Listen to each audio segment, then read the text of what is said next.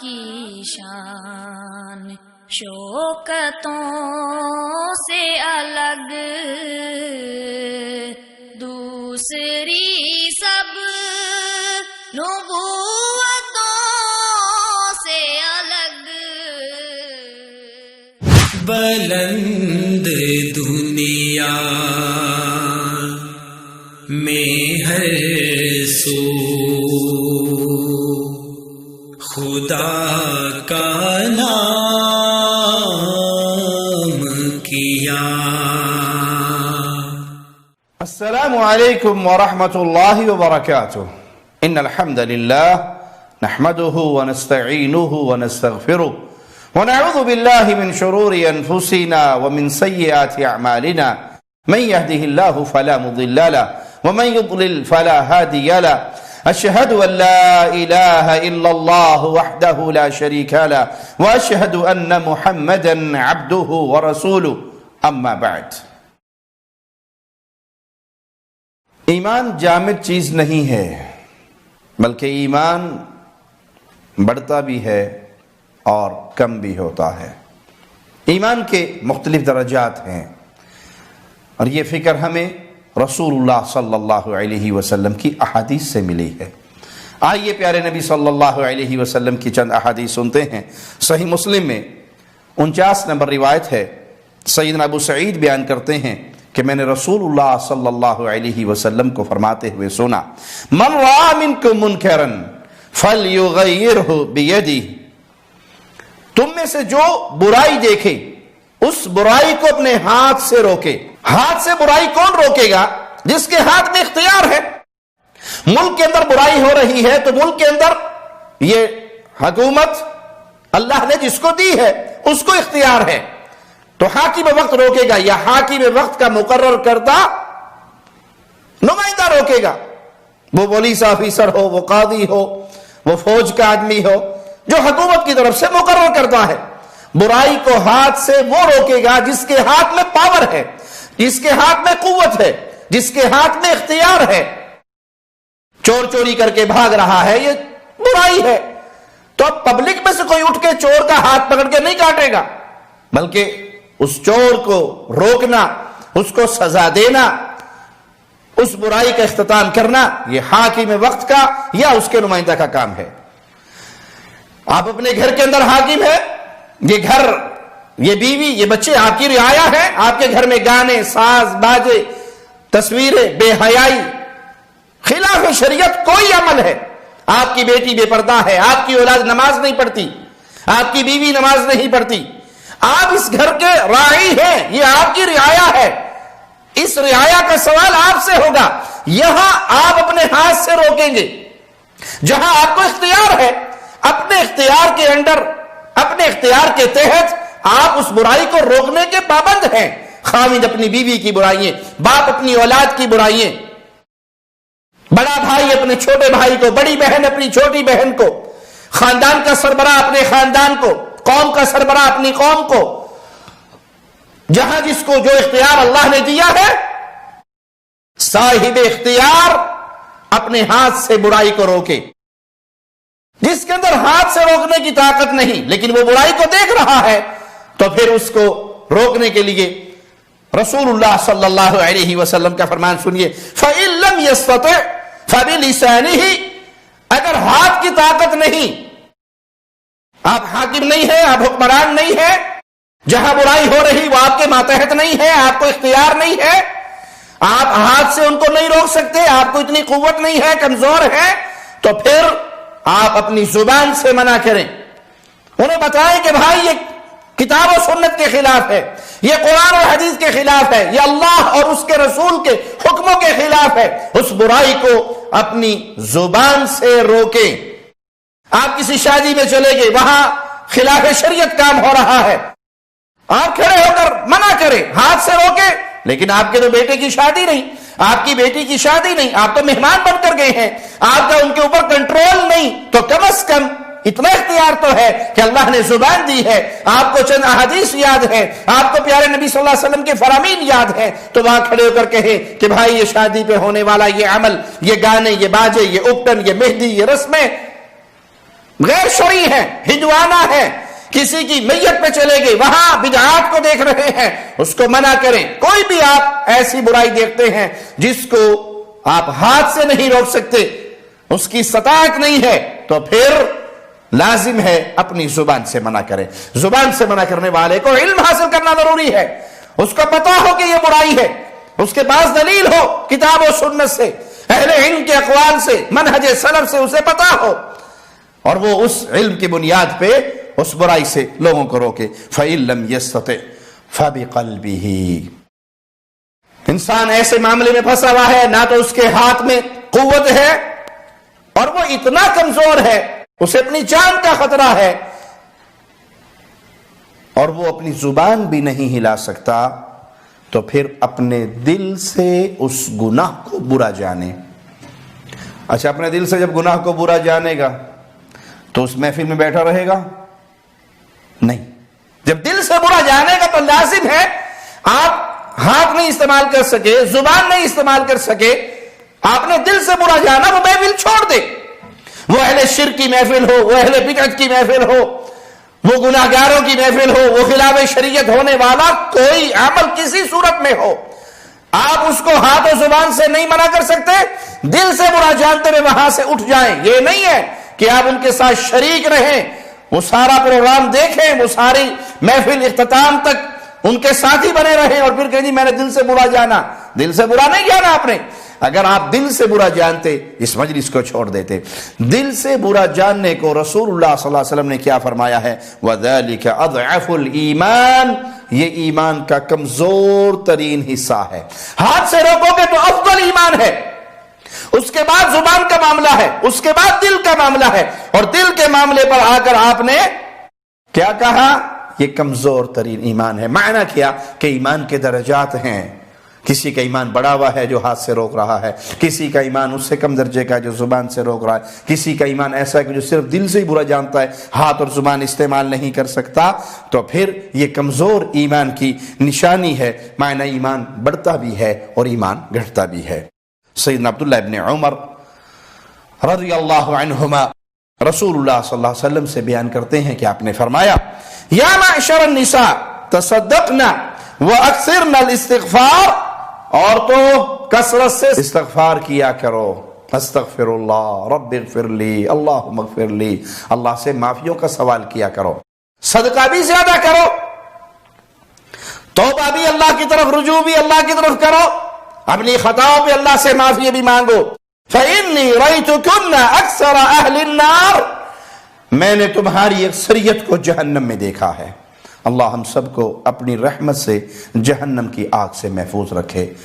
جس بھائی تک ہماری آواز پہنچ رہی ہے، جس بہن تک ہماری آواز پہنچ رہی ہے، اللہ ان سب اہل ایمان کو اپنی رحمت سے جہنم کی آگ سے محفوظ فرما کر جنت الفردوس میں اعلیٰ مقام عطا فرمانا۔ اے عورتوں کثرت سے صدقہ کرو، کثرت سے توبہ استغفار کرو، میں نے تمہاری اکثریت کو جہنم میں دیکھا ہے۔ ایک سمجھدار اور دلیر عورت تھی، وہ کھڑی ہوگی، کہنے لگی، اے اللہ کے نبی صلی اللہ علیہ وسلم، ہم کثرت سے دوزخ میں کیوں جائیں گی؟ ہمارا کیا گناہ ہے؟ ہماری وہ خطا کیا ہے؟ عورتوں کی وہ خطا بیان کر دیجئے تاکہ ہم اس سے رجوع کر لیں، چھوڑ دیں، توبہ طائب ہو جائیں، معافی مانگ لیں۔ تو آپ نے فرمایا، تکثرن اللعن، عورتوں میں ایک بہت بڑی بیماری تو یہ ہے کہ تم لعنت بہت زیادہ بھیجتی ہو۔ اے میری مسلمان بہن، اے میری مسلمان بیٹی، تمہاری اولاد سے کوئی غلطی ہو جائے، تمہارے خاوند سے کوئی غلطی ہو جائے، کسی سہیلی سے کوئی غلطی ہو جائے، اور دل میں آئے کہ میں اس پہ لعنت کروں، تو ایک لمحے کے لیے لعنت کے مطلب پہ غور کر لینا۔ کسی پہ لعنت کرنے کا معنی طرد من رحمت اللہ۔ ملعون شخص کون ہے؟ لعنت کس پہ کی جاتی ہے؟ لعنت کا معنی کیا ہے؟ طرد من رحمت اللہ، اسے اللہ کی رحمت سے دھتکارا ہوا قرار دینا کہ اس کو اللہ کی رحمت نہیں ملے گی۔ تو جب آپ یہ کہو گے تو اپنی اولاد کے بارے میں، اپنے پیاروں کے بارے میں، اپنے رشتہ داروں کے بارے میں، بلکہ کسی مسلمان کے بارے میں آپ کے یہ زبان سے جملے نہیں نکلیں گے۔ اور جب آپ کو اس کی سنگینی کا نہیں علم، اس کے زہر کا نہیں پتا کہ یہ جملہ کتنا زہریلا ہے، پھر چھوٹی چھوٹی بات، اللہ خلانہ تیرے پہ پھٹے، منہ تیرا پھٹکار ہو، بجھ جائی تینوں، جو جس کے دل میں آتا ہے وہ کہتا ہے، کوئی اپنی اولاد کو کہہ رہا ہے، کوئی اپنی سہیلیوں کو کہہ رہا ہے. اور اگر بعض دفعہ ایسا ہے کہ منع بھی کرو کہ بھائی یہ لعنت کرنا بہت بری بات ہے، نہ کہ اگر نہیں جی ہمارا مذاق چلتا ہے. بھائی یہ لعنت مذاق نہیں ہے. کسی کو کافر کہنا یا کسی پہ لعنت کرنا، یہ دونوں جملے جس کو کہے گئے ہیں اگر حقدار ہے تو ٹھیک ہے، حقدار نہیں ہے تو کہنے والے پہ لوٹتے ہیں. ایک صحابی نے اپنی سواری پہ لعنت کی. اللہ کے نبی صلی اللہ علیہ وسلم نے اس کو کہا کہ یہ سواری ہمارے ساتھ نہیں چل سکتی، تم نے اس پہ لعنت کی ہے. یہ پیارے نبی کا قافلہ تو رحمتوں والا قافلہ ہے، اس کو چھوڑ دیں، اب یہ ہمارے ساتھ نہیں جا سکتی. تو اپنی اولاد پر، اپنے پیاروں پر، اپنے دوستوں پر، عزیزوں پر، رشتہ داروں پر بات بات پہ لعنت پھٹکار. یا آپ اکثر دیکھتے ہو کہ فیس بک پہ لعنت بھیج کے شیئر کریں. اللہ آپ کو ہدایت. ارے بھائی اگر تو معاملہ واقعی ایسا ہے کہ وہ کفر کر رہا ہے، وہ شرک کر رہا ہے، وہ صحابہ کی توہین کر رہا ہے، گستاخی کر رہا ہے، یعنی جس مسئلے پر آپ اس پہ لعنت کرنے لگے وہ حقدار ہے، یہ چیک کر لیجئے کتاب و سنت کو کہ کتاب و سنت کی روشنی میں یہ بندہ حقدار ہے لعنت کا، وگرنہ وہ آپ پہ لوٹے گی. اکثر لکھ دیا جاتا ہے جو اس پوسٹ کو شیئر نہ کرے اس پر بھی لعنت. انا للہ و انا الیہ راجعون. آپ کیسے لوگوں کو پابند کر رہے ہیں؟ کوئی کافر ہی ہوگا جو اس کو شیئر نہ کرے. یہ جملے بڑے خطرناک ہیں. آپ نے تو ذراہ مذاق لکھ دیا یا بغیر سوچے سمجھے لکھ دیا. کسی پہ لعنت، کسی پہ کفر کے فتوے، یہ انتہائی زیادتی اور سنگینی کے جملے ہیں، کیونکہ یہ جملے منہ سے نکلیں گے تو فٹ ہوں گے جس کو کہے گے اس پر یا جس نے کہے اس پر. تو ایک تو جرم عورتوں کا پیارے نبی صلی اللہ علیہ وسلم نے کیا بیان کیا کہ تم کثرت سے لعنت کرتی ہو. وَتَكْفُرْنَ الْعَشِيرَ، اور خامن کی ناشکری کرتی ہو. بعض عورتوں کے اندر یہ بیماری بہت زیادہ ہوتی ہے کہ وہ ساری عمر کھلاتا پلاتا رہے اور کبھی ایک کوئی بات نہ مان سکے. کہتے ہیں جدوں دی تیرے پلے پئیاں بھوکھی مر گئی ہیں، تجھ سے کوئی خیر مجھے آج تک ملی ہی نہیں. اور 8 بچوں کی ماں ہوتی ہے. بندہ پوچھے بھی 8 بچے کتھوں لائیں؟ یہ خیر تجھے تیرے خاوند سے تو ملی ہے، یہی تو ذریعہ بنا ہے اللہ کی رحمت سے. تیری اولاد کا، نیک اولاد کا، رزق کا اس گھر میں بیٹھی ہے، عزت و سکون کے ساتھ. کسی جھوپڑی میں نہیں بیٹھی، فٹ پاتھ پہ نہیں سوتی، بیڈ روم میں سوتی ہے، گھر میں سوتی ہے. گرمی سردی کے اچھے لباس تجھے ملتے ہیں، کھانے کے بہترین ون سونے تیرے ہاتھ میں کھانے پہنچتے ہیں. گوشت بھونتے بھونتے 4 روٹیاں تو پہلے کھا لیتی ہے، خاوند کو تو بیچارے کو بعد میں ملتی ہے. یہ ساری خیریں کہاں سے آئی؟ خاوند نے نہیں لا کے دی. کسی ایک دن تمہاری ڈیمانڈ نہ پوری کی جائے، تمہاری ضرورت کا خیال نہ رکھا جا سکے تو اگلے پچھلے پر پانی پھیر دیں گی. جب سے تیرے پلے پڑی ہوں اسی طرح بھوکی مر رہی ہوں، پتہ نہیں کون سا بد نصیب دن تھا جب میری تیرے سے شادی ہوئی تھی. انا للہ و انا الیہ راجعون. یہ جملے بڑے خطرناک ہیں.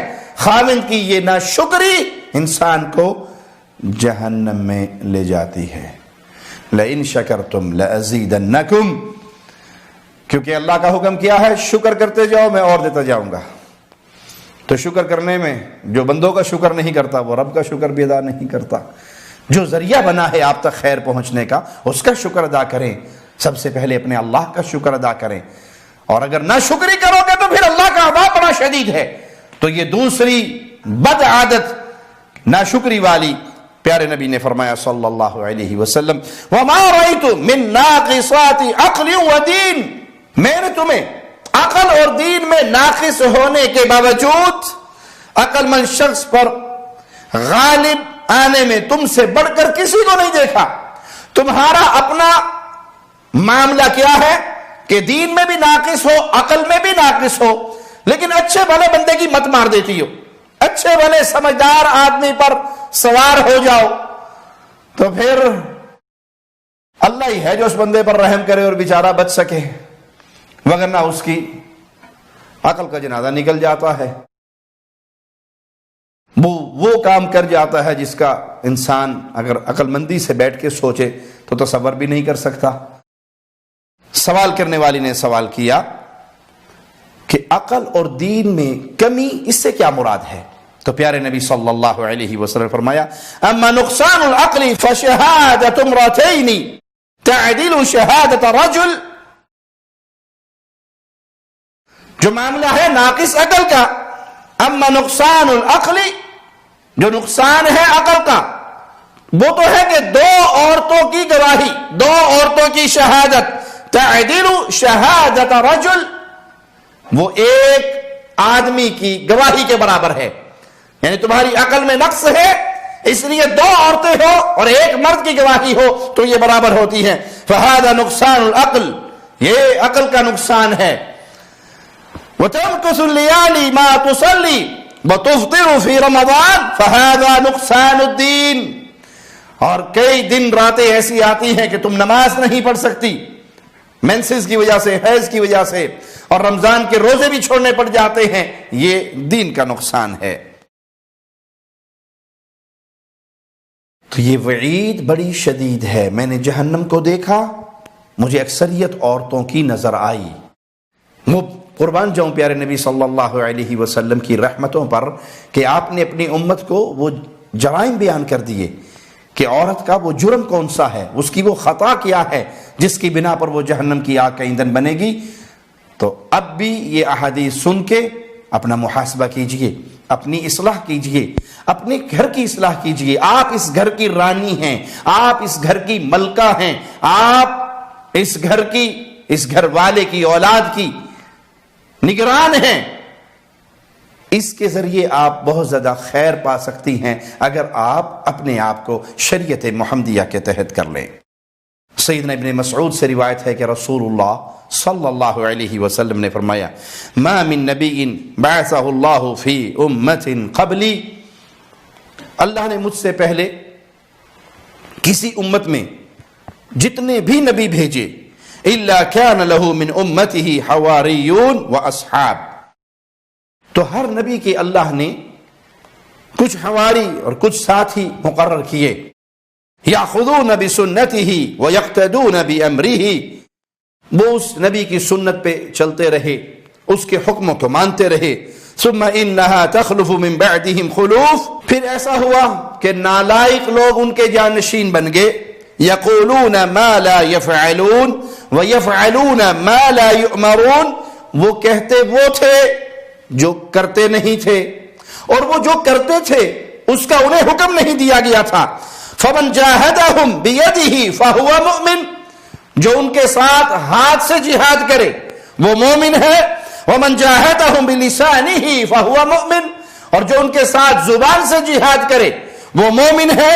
ومن جاہدہم بقلبہ فہو مؤمن، اور جو ان کے ساتھ دل سے جہاد کرے وہ مومن ہے.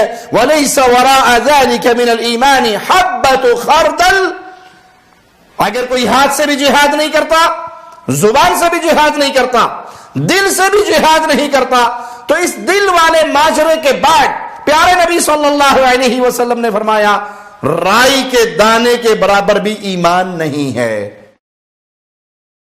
یا ایمان کی کیٹیگریز ہم نے بیان کی. افضل ایمان کیا ہے؟ جو ہاتھ سے جہاد کرے وہ افضل مومن ہے. دوسرا نمبر کس کا ہے؟ جو زبان سے کرے. تیسرا نمبر کس کا ہے؟ جو اپنے دل سے کرے، دل سے برا جانے. وہ نہ ہاتھ چلا سکتا ہے اور نہ ہی زبان کی قوت رکھتا ہے، تو وہ صرف دل سے برا جانے گا. لیکن دل سے برا جاننے کے بعد پھر ایمان کا ایک ذرہ بھی باقی نہیں ہے. تو ایمان جس نے ہاتھ سے جہاد کیا اس کا بڑا وہ ہے، اور جو دل سے کر رہا ہے وہ کم درجے کا مومن ہے. تو ایمان کم ہوتا ہے، بڑھتا ہے، گھٹتا ہے. نیکی کرنے سے اس میں اضافہ ہوتا ہے اور گناہ کرنے سے کم ہوتا ہے. مومن کے درجات ہیں. ابو ہریرہ بیان کرتے ہیں رضی اللہ عنہ وارضاہ کہ رسول اللہ صلی اللہ علیہ وسلم نے فرمایا لا یزنی الزانی حین یزنی وہو مؤمن، جب زانی زنا کرتا ہے وہ مومن نہیں ہوتا. ولا یسرق السارق حین یسرق، جب چور چوری کرتا ہے وہ مومن نہیں ہوتا. ولا یشرب الخمر حین یشربها وهو مؤمن، جب شراب پینے والا شراب نوشی کرتا ہے اس وقت وہ مومن نہیں ہوتا. اس گناہ کرنے سے اس کو وعید کیوں سنائی جا رہی ہے؟ زانی زنا کر رہا ہے. زنا کیا ہے؟ گناہ ہے. تو وہ حالت ایمان میں کتنا کم ہو گیا. چور چوری کر رہا ہے، چوری کیا ہے؟ گناہ ہے. حالت ایمان میں کم ہو گیا. اور شرابی جب شراب پی رہا ہے، کیا ہے شراب پینا؟ گناہ ہے. آپ نے فرمایا جب زانی زنا کرتا ہے وہ مومن نہیں ہوتا، چور چوری کرتا ہے وہ مومن نہیں ہوتا، شرابی شراب پیتا ہے اس حال میں وہ مومن نہیں ہوتا۔ تو یہ گناہ کرنے سے ایمان میں نقص، ایمان میں کمی، یہ حدیث دلیل ہے کہ ان لوگوں کا عقیدہ باطل ہے جو یہ کہتے ہیں ایمان جامد چیز ہے، نہ اس میں اضافہ ہوتا ہے نیکی سے، نہ یہ کم ہوتا ہے گناہ سے۔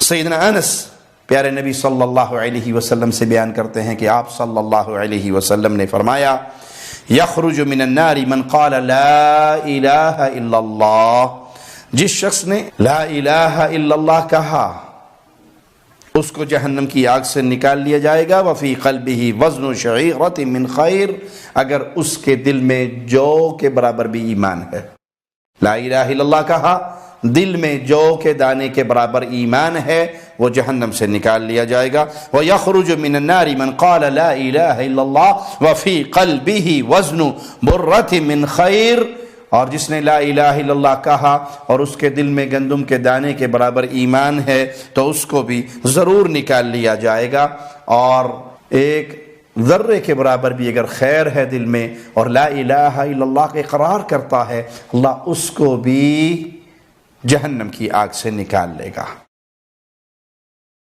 کیا معنی؟ کوئی دل ہے جس میں جو کے دانے کے برابر، کوئی دل ہے جس میں گندم کے دانے کے برابر، اور کوئی دل ہے جس میں ایک ذرہ ہے، کیا ان میں فرق نہیں ہے؟ فرق ہے۔ تو کسی کے دل میں ایمان زیادہ ہے، کسی کے دل میں کم ہے۔ ایمان زیادہ اور کم ہوتا ہے، اسی لیے تو یہ درجات ہیں کہ کسی کے دل میں اس درجے کا ایمان ہے، کسی کے دل میں اس درجے کا ایمان ہے۔ جن لوگوں کا یہ کہنا ہے کہ ایمان نہ بڑھتا ہے نہ زیادہ ہوتا ہے، وہ رسول اللہ صلی اللہ علیہ وسلم کی ان احادیث کے خلاف ہے۔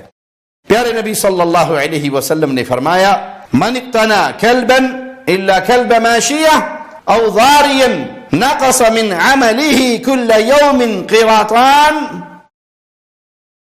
جس نے کتا پالا سوائے مویشیوں کی حفاظت کے، کھیتی باڑی کی حفاظت کے، یا سوائے شکار کے لیے، یہ دو چیزیں تو جائز ہے، اس نے اس کے علاوہ تیسرے کسی مقصد کے لیے کتا پالا، اب وہ شوق ہے اس کا، مختلف نسلیں کتے پالنے کا اسے شوق ہے، یا کوئی اور ماجرا ہے، اس نے کتا پالا، اس کے نامہ اعمال میں سے، نیکیوں میں سے روزانہ 2 قیراط کم ہو جاتے ہیں، اور 1 قیراط کا وزن احد پہاڑ کے برابر ہے۔ یہ اس کا ایمان میں سے، اس کی نیکیوں میں سے کم ہوتے ہیں۔ جب یہ گناہ کرنے پر اس کی نیکیاں کم ہوئی تو ایمان میں نقص ہوا یا نہ ہوا؟ تو احادیث سے ہمیں یہ درس ملا، پیارے نبی صلی اللہ علیہ وسلم کے ان فرامین سے ہمیں یہ درس ملا کہ نیکی کرنے سے ایمان بڑھتا ہے اور گناہ کرنے سے ایمان کم ہوتا ہے۔ اللہ ہمیں پیارے نبی صلی اللہ علیہ وسلم کے طریقے پہ چلنے کی توفیق عطا فرمائے۔ اقول قولی ھذا واستغفر اللہ لی ولکم ولسائر المسلمین۔ شب گریزاں ہوگی آخر جلوائے خورشید سے، یہ چمن معمور ہوگا نغمائے توحید سے۔